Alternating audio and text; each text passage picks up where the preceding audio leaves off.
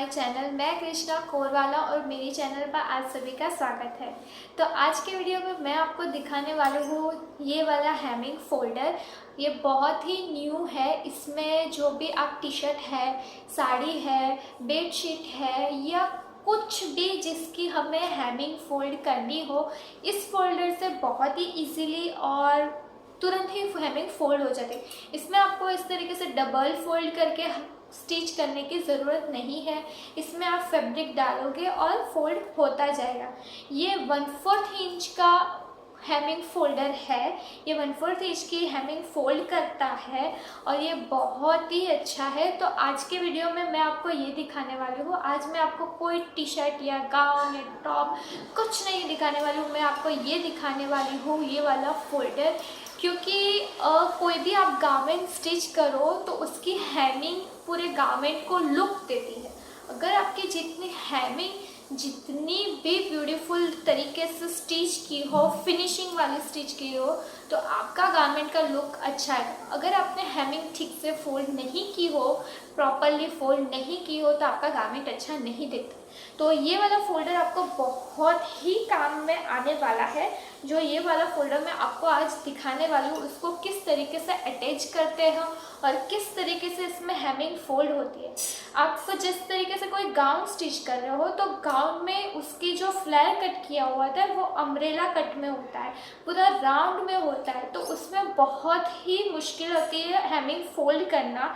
तो ये वाले फोल्डर से हैमिंग बहुत ही जल्दी फोल्ड भी हो जाएगी और जो प्लिट्स आती है ना, जो फोल्ड करने में, वो भी नहीं आएगी। तो आज के वीडियो में मैं आपको ये वाला फोल्डर दिखाने वाली हूँ।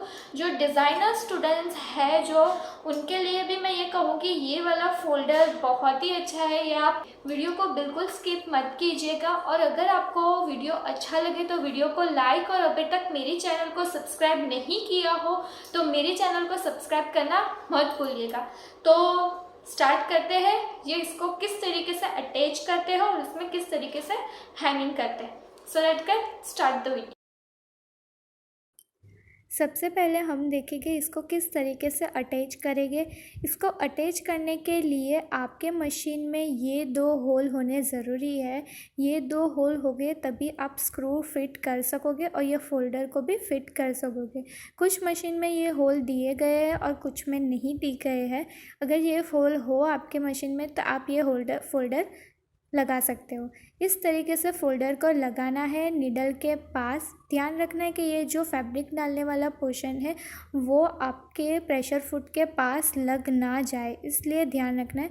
और ये जो गैप दिया हुआ है वहीं स्क्रू के पास, वहीं वो होल के पास इसको रखना है और स्क्रू डालना है।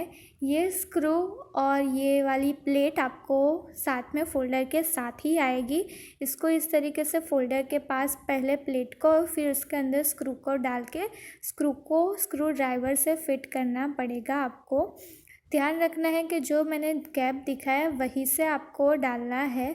मेरा वीडियो में आपको थोड़ा सा ठीक से नहीं दिखाई देगा क्योंकि मैंने खुद ही वीडियो को शूट किया हुआ है, इसलिए अब देख सकते हैं कि मैंने, देखो वहाँ पे जहाँ पे होल है वहीं पे उस फोल्डर को रखा है और वहाँ पे ही मैं स्क्रू ड्राइवर को फिट करूँगी। ध्यान रखने का कि आपके प्रेशर फुट के पास